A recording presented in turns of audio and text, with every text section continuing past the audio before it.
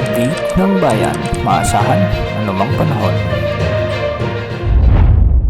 Magandang araw po sa ating lahat. Narito lang pinakahuling update sa magiging lagay ng ating panahon sa araw na ito at sa mga susunod na araw. Sa kasalukuyan, patuloy nating minomonitor ang LPA. Ito yung dating bagyong Ada at huli itong namataan sa layong 685 kilometers silangan ng Davao City sa may Davao Region.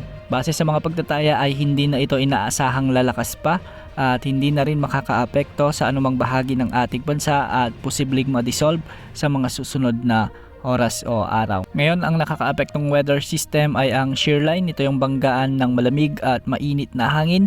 Magdudulot ito ng maulap na kalangitan at kalat-kalat na mga pag-ulan at pagkidlat pag-ulog sa may Caraga Region, Davao Region, Soxargen, Eastern Samar, Leyte, Southern Leyte, Camiguin, Misamis Oriental at Bukidnon.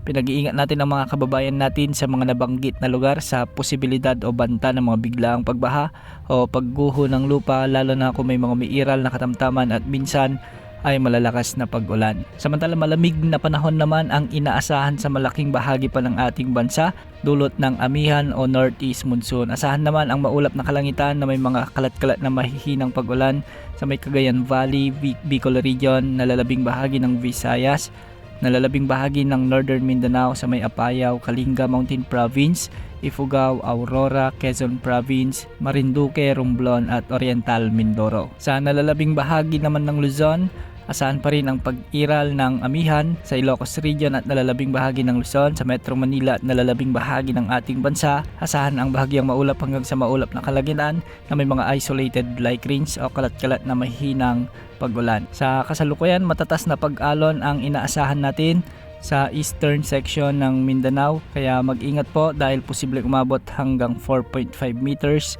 ang mga pag-alon. Sa northern at eastern section naman ng Luzon at kasama na ang silangang karagatan ng Visayas, posible ang mga pag-alon hanggang 3.7 meters. Sa nalalabing karagatan ng bansa, posibleng umabot hanggang 2.8 meters. Wala na tayong minomonitor na nagbabantang LPA o bagyo na posibleng makaapekto sa ating bansa hanggang sa susunod na 3 araw.